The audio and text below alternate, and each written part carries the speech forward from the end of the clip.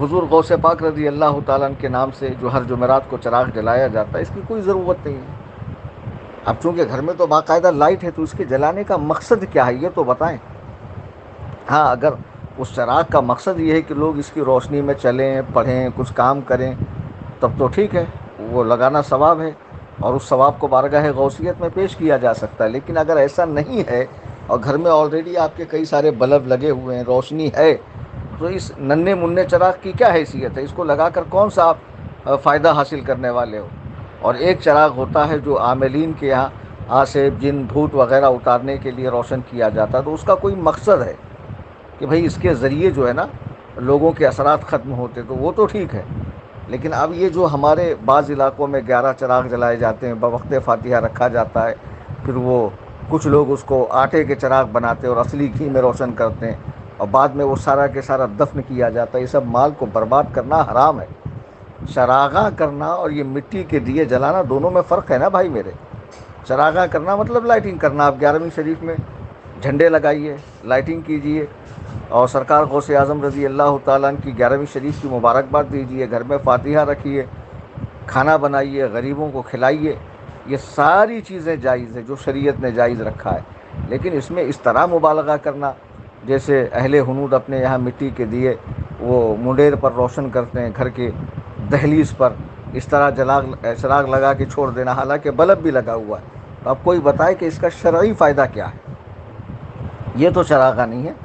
آپ لائٹنگ کیجئے، لائٹنگ سے یہ ہے کہ روشنی زیادہ حاصل ہوں گی اور دیکھنے والوں کو پتہ بھی چلے گا کہ بھئی یہاں کوئی خاص موقع ہے، جبکہ اس طرح چراغ جلانے سے غیر قوموں سے مشابہت ہوتی ہے۔ تو اس طرح نہیں کرنا چاہیے، اس سے بچنا چاہیے، اور پہلے درجے میں ہی بچا جائے تو بہتر ہے۔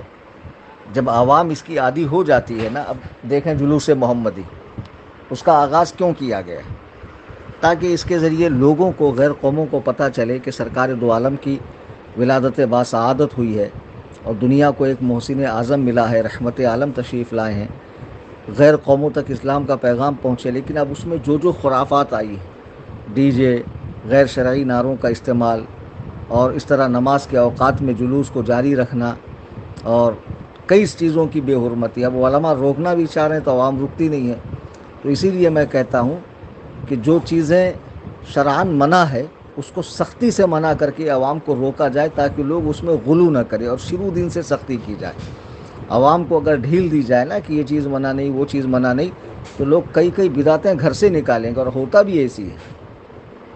اب آپ کو کیا میں کہوں کہ بعض علاقوں میں تو بوقت فاتحہ بیڑی رکھی جاتی، کیوں؟ مرحوم کو بیڑی پسند تھی۔ تو کسی کو شراب پسند ہو تو معاذ اللہ کیا شراب رکھیں گے آپ فاتحہ میں؟ یہ کیا بےہودگی ہے؟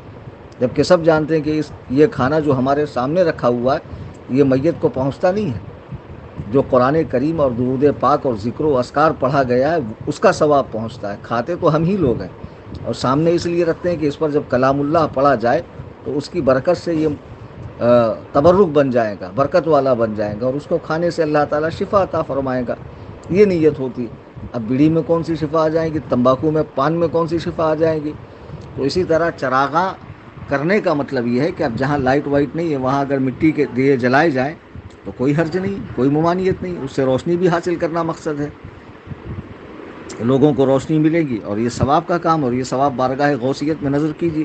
لیکن جہاں بھرپور لائٹ کا انتظام ہو، یہاں مٹی کے دیے جلا کر 11 عدد رکھنا، فاتحہ میں شامل کرنا، دہلیز پر رکھنا، اور یہ آٹے کے چراغ جلانا، ان سب چیزوں سے لوگوں کو بچنا چاہیے۔